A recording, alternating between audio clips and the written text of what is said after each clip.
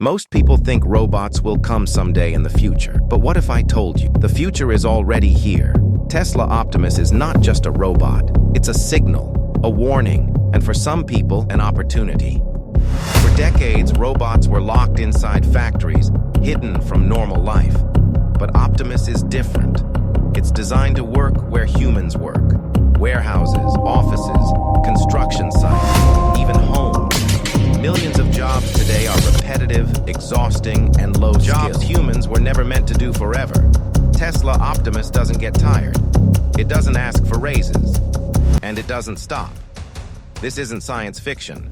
It's a timeline problem. At first, companies will test it. Then they'll adopt it quietly. And one day, people will realize jobs didn't disappear overnight. They slowly faded away. But here's the truth most people won't tell you. Optimus won't replace everyone. It will replace those who refuse to adapt. Those who learn new skills will work with machines. Those who don't will compete against them. The real question isn't what Tesla Optimus can do. The real question is what you will do next. Because the future doesn't wait. It replaces. If you want to understand the future before it arrives, subscribe to Future Theory.